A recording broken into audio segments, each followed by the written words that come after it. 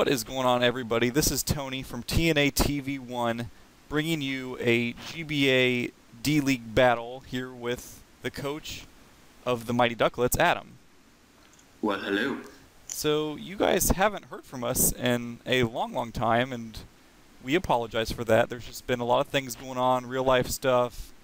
Adam's been prepping hard for these battles and just hasn't really had a whole lot of time to do an upload. But we're back. This is week 6.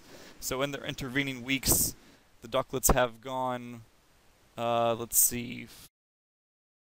Well, we only uploaded the first battle, so we're up until this point we have gone what, 3 and 1? I think it's 3 and 1. So now the Duckletts have, at this point, the Duckletts have a record of 4 and 1 with a plus. I think it's. I don't really remember. I think it's +9 differential. Don't quote me on that, yes, but I'm pretty sure that's right. So this is week 6. This is against Sam, or FooFooToo. You guys should check out his channel. He's got a great channel, great content. He's an awesome guy and a really good battler.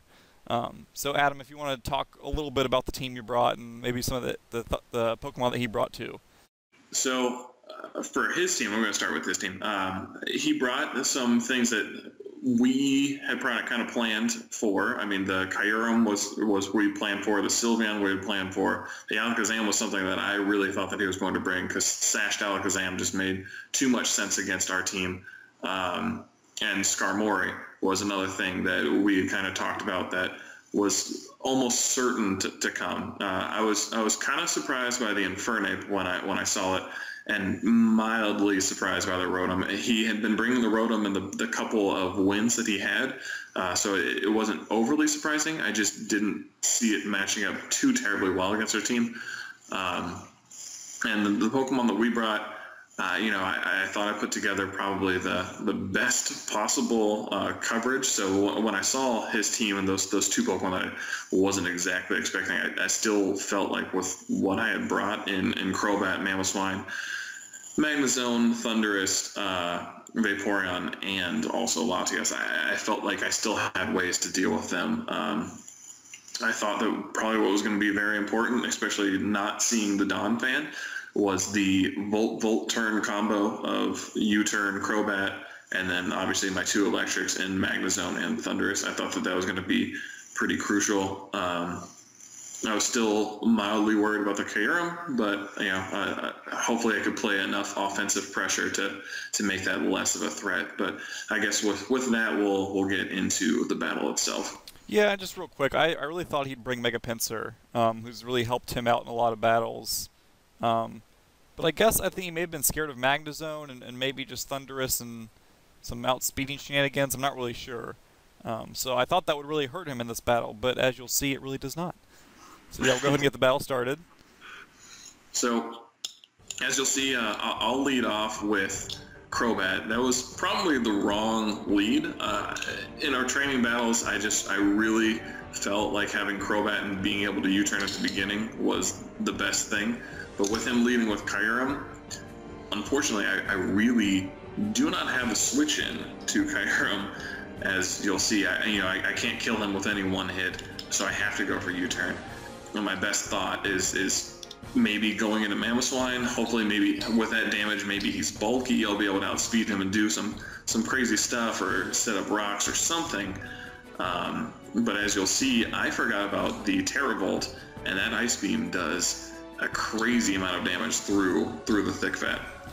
Yeah, but I think the only possible switch you could have gotten away with is maybe Latias could have taken an Ice Beam and scared him out. That's the only thing I could think of. But yeah, you're kind of in a pickle there, starting turn 1. Yeah, so turn 2, I'm already down a Pokemon. So it's not looking good, and I'm definitely thinking to myself, crap, I'm going to get 6-0'd. I can't play around with threats, so I have to go for Draco Meteor. As obvious as the Sylveon switch in, I have to go for Draco Meteor, or else I will die. At this point, I cannot predict yet. Sam goes for a beautiful play, a risky play, but a beautiful play. Very risky play. With the HP ground on my Latias, predicting the Magnezone switch in. And again, because I'm on my back heels, I I cannot predict. The better play would go for Volt Switch here, but I had to go for Flash Cannon, and you know, you'll see this Rotom come in and just take literally nothing from that damage. So I'm playing very much on my back heels at this point. Yeah, I think you probably could have Volt Switched that turn, knowing that you outspeed, and you know, if he stays in there, then you can go into something to take an HP ground. I don't know, but I understand the play you made there. So again, this is kind of a bad play on my part. I went for Draco again. I really didn't need to go for Draco at that point, but again, the easy switch into Sylveon was there, and now I realize that my best switch is into Crobat, and at this point I can kind of gain my momentum back. He has to switch out fearing any of my poison moves, and I know that, so I just go for the U-turn because he has a free switch into Skarmory basically on my Crobat. That allows me to set up my Volt turning shenanigans of any two of my Volt switch that I want to go, or any two of my electric types that I want to go to. I choose Thundurus in this case, just to try and keep him from getting his Stealth Rocks up and keeping my own momentum. He goes into Kyurem, which is good for him because obviously he resists the electric, doesn't do enough because he's already super bulky just naturally. And this is where I think to myself, okay, I can get the momentum back in this game. I'm going to go into Latias, and the switch into Sylveon is so painfully obvious that I'm still going to go for Draco Meteor. Get rid of this threat, get it out of the way. Unfortunately, I miss. Yeah, I think you made a great play there. I think it just, you know, one of those things doesn't work out, but I think that was the perfect play for you to make. I think you had gotten the momentum back a little bit in the match, and that Draco really could have turned things completely to your side, but it didn't work out.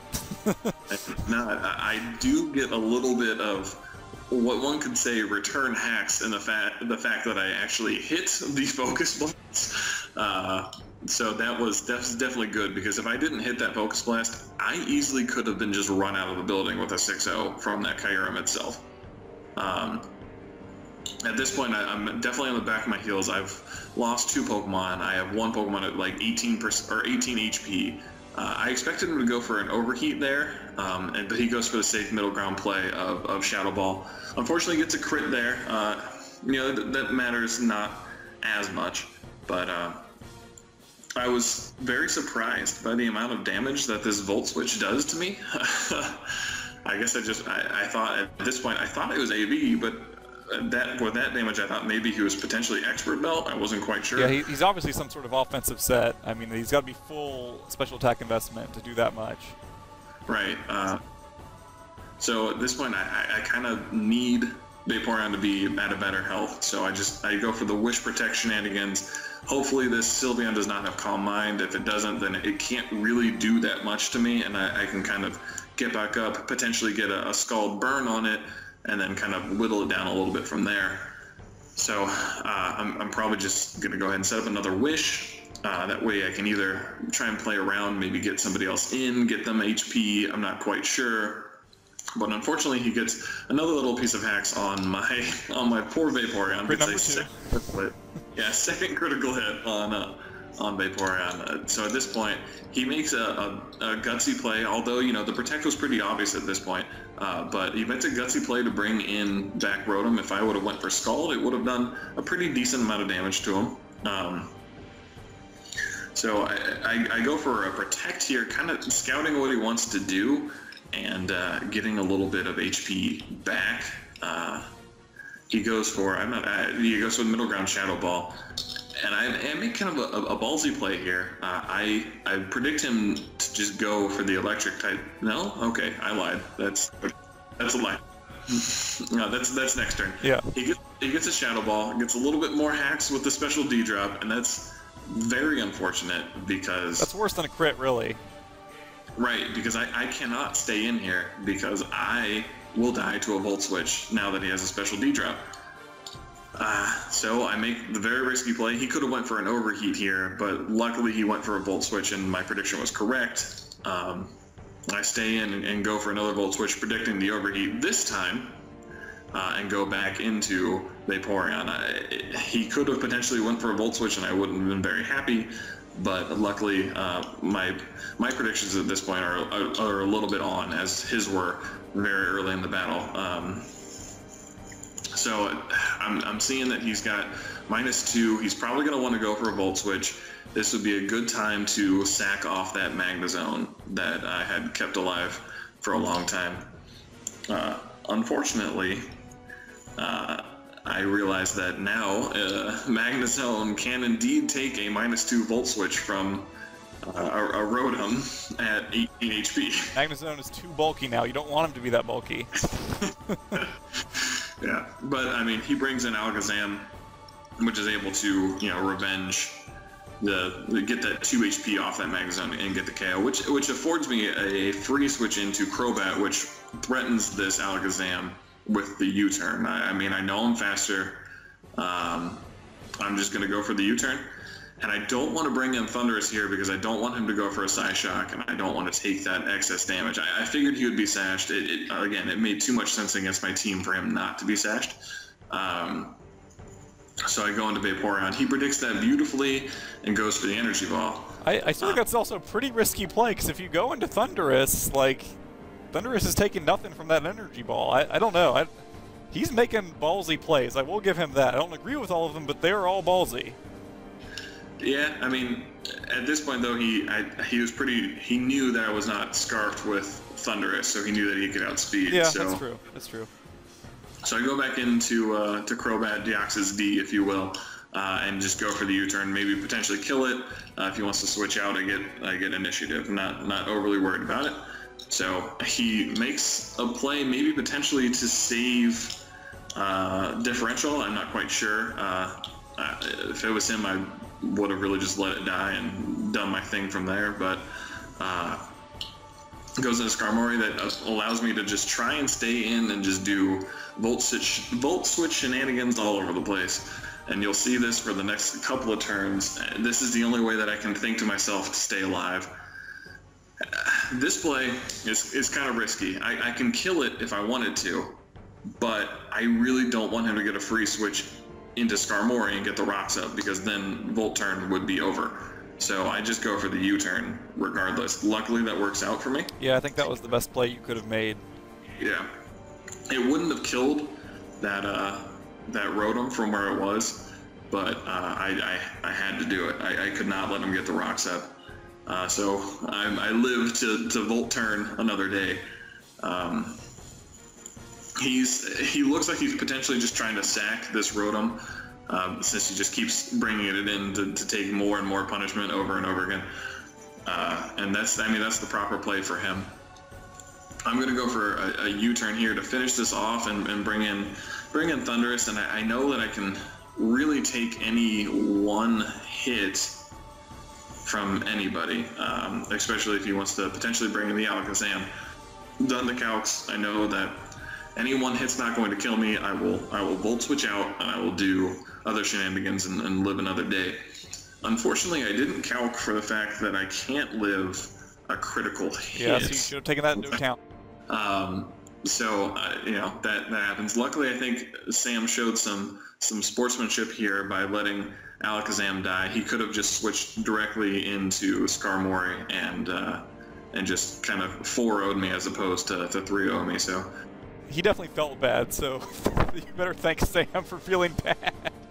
I'm pretty gracious about that. Yeah, and then he shows. I was really hoping that this was potentially a Scarf Infernape, so that I could outspeed and get it down to 2-0, but he shows that he is a Sash Infernape. Maybe showing off a little bit there now, I don't know. He was just showing me that he did have another check to what I wanted to potentially do. And he gets the 3-0, which brings him to be 4-2 in the conference after going 0-2 at the beginning, and brings us to also be 4-2. We're a little bit ahead of him with differential-wise. He's, I think, he's at -2, I believe. Yeah, he's somewhere around -2, and we're now at +6. So he's got a pretty firm grasp on the number 2 role. Again, potentially can take the lead in just record-wise.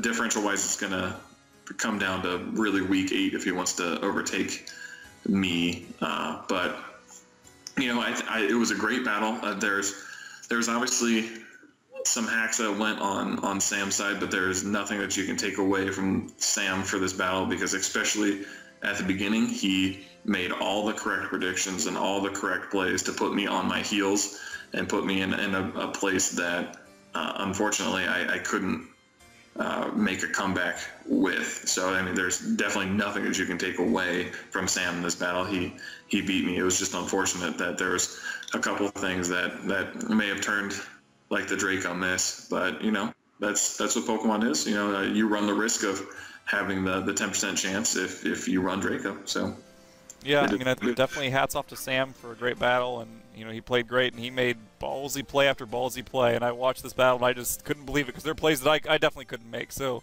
hats off to Sam for being just a terrific battler, and predictions left and right that were just spot on. So hopefully the Duckletts can get their revenge week 8. I know Adam will be ready. The next battle, week 7, is against John Origins again, who Adam beat the first time around. So this is Adam's second battle against John Origins. So Adam, any parting thoughts before we leave this battle? Well, so obviously, as you people probably notice, this is week 6, and the last one we uploaded was week 1. There will be what I was trying to start at the beginning of the season is a coach's corner. I'll kind of discuss what our plan on uploading the rest of the battles will be. That'll come out maybe a day or two after this battle comes out. So definitely stay tuned for that if you're interested in seeing how the remainder of the battles kind of played out. You know, for us, we're looking pretty solid. The Duckletts are looking pretty solid for making it into the playoffs. The Duckletts have 2 ways really of making the playoff. If Sam beats Madman Demo in week 7, so this upcoming week, yep. Yeah, can't do math. This upcoming week, then him and I are both automatically into the tournament, I think. Unless I lose potentially. No, because he can't pass you on win-loss record. Well, I'm trying to think, because Demo, if Demo loses, he'll have 5 losses, and you already have 4 wins. 5, and the worst that I can do is 4-4. So if I win, then if I beat John Origins, then I'm automatically in, and if Sam wins, him and I are both automatically in. So we're looking pretty good to at least make it into postseason play. So that's pretty good. I do want to go in with a couple wins and some momentum, as opposed to just limping into the playoffs. So I'm definitely gonna come out and be prepared for these last 2 battles. I want to be sharp and fresh for those. But like I said, if you want to, check out the Coach's Corner that'll be coming out sometime this week after this battle video for a little bit of more explanation and kind of a breakdown of how the team's looking. So there you go. All right, well, hope you guys enjoyed. Any questions or comments, shoot us a comment down below this video, and Adam or I will be happy to answer. So hope you guys enjoyed. Until next time, guys. Peace.